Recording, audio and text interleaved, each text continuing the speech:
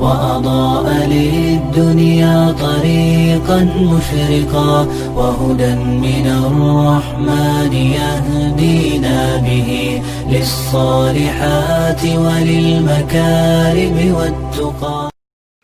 السلام علیکم ورحمۃ اللہ وبرکاتہ.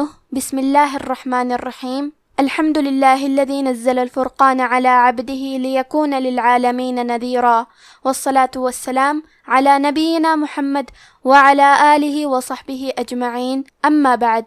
رب اشرح لی صدری ویسر لی امری واحلل عقدۃ من لسانی یفقہوا قولی.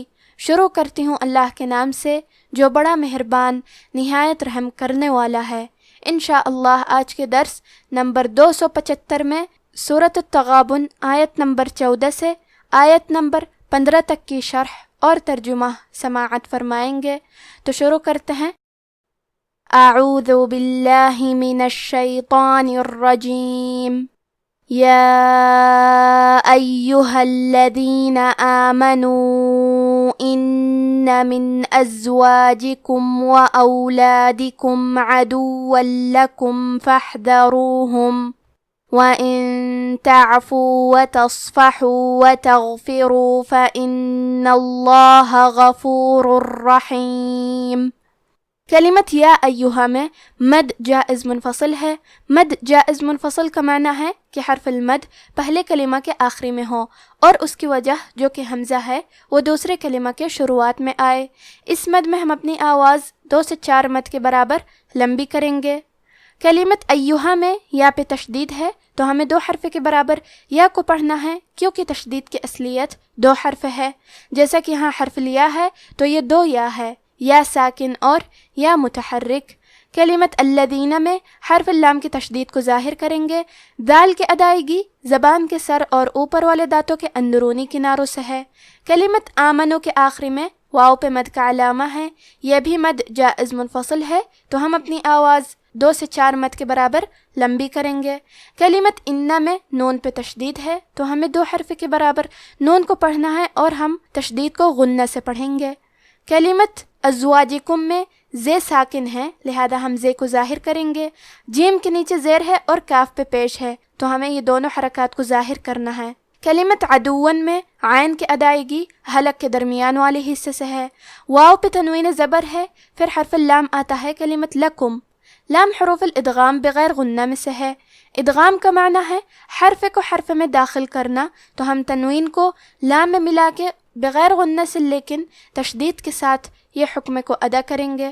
عدو لکم، اور کیونکہ تنوین زبر کا ہے تو ہمیں اسے ظاہر کرنا ہے. کلمت فاحذروہم میں الف ہے لیکن یہ حمزہ وصل ہے تو ہم حمزہ کو ظاہر نہیں کریں گے. فا کے بعد حرف الحا کو پڑھیں گے. حرف الحا کی ادائیگی حلق کے درمیان والے حصے سے ہے. کیونکہ یہاں حا ساکن ہے تو ہمیں حا کو ہمزے سے پڑھنا ہے. ہمزے کا معنی ہے حرف کی آواز ایسے کمزور ہو کہ اس میں پستی پائی جائے. تو ہم یہ کلمہ کو ایسے پڑھیں گے فاحذروہم. را پہ پیش ہے تو ہمیں را کو موٹی آواز میں پڑھنا ہے. کلمت ان کے آخری میں نون ساکن ہے. پھر حرف تا ہے کلمت تعفو. تا حروف الاخفاء میں سے ہے. اخفاء کا معنی ہے چھپا دینا، تو ہم نون ساکن کو چھپاتے ہوئے اور غنہ کے ساتھ یہ حکم کو ادا کریں گے. وَإِن تَعْفُوا. کلمت تعفو میں عین ساکن ہے تو ہمیں عین کو ظاہر کرنا ہے. کلمت تصفحو میں حرف الصاد ہے. صاد حروف التفخیم میں سے ہے تو ہم یہ حرف کو موٹی آواز میں پڑھیں گے. کیونکہ یہاں صاد ساکن ہے لہذا ہمیں صاد کو ہمزے سے پڑھنا ہے. وَتَصْفَحُوا. کلمت تغفروا میں غین کی ادائیگی حلق کے اوپر والے حصے سے ہے. غین حروف تفخیم میں سے ہے تو ہم غین کو موٹی آواز میں پڑھیں گے. وَتَغْفِرُوا.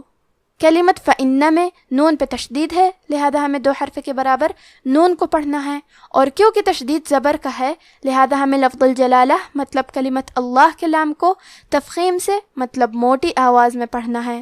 فَإِنَّ اللَّهَ. کلمت غفورن میں غین کو موٹی آواز میں پڑھیں گے. آخری میں را پہ تنوین پیش ہے. پھر حرف الرا آتا ہے کلمت رحیم. را حروف الادغام بغیر غنہ میں سے ہے تو ہم یہ حکم کو بغیر غنہ سے لیکن تشدید کے ساتھ یہ حکم کو ادا کریں گے. غفور الرحیم.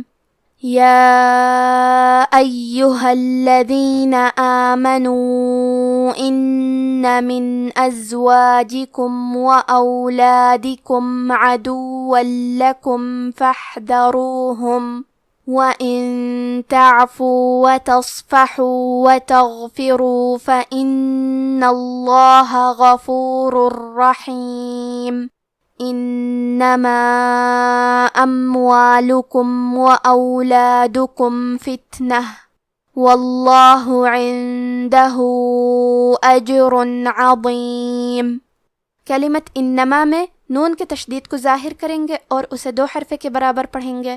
آخری میں الف پہ مد کا علامہ ہے. یہ مد جائز منفصل ہے تو ہم اپنی آواز 2 سے 4 مد کے برابر لمبی کریں گے. کلمت اموالکم میں میم ساکن کو ظاہر کریں گے. حرف اللام پہ اور کاف پہ پیش ہے تو ہمیں یہ دونوں پیش کو برابر سے ادا کرنا ہے.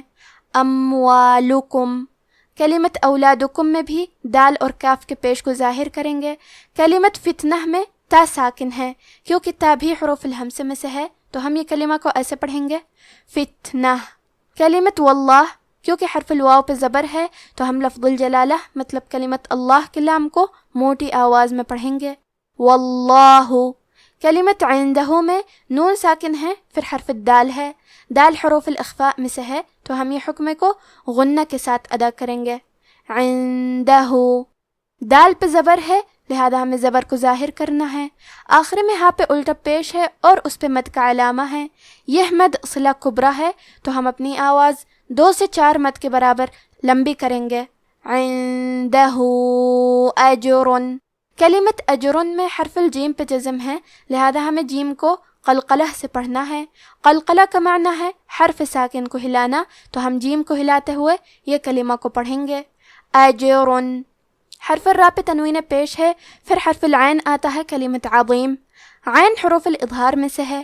اظہار کا معنی ہے ظاہر کرنا اور کیونکہ تنوین کی اصلیت نون ساکن ہے تو ہم یہاں تنوین ظاہر کریں گے اور اسے نون ساکن پڑھیں گے اور بغیر غنہ سے یہ حکم کو ادا کریں گے اجر عظیم.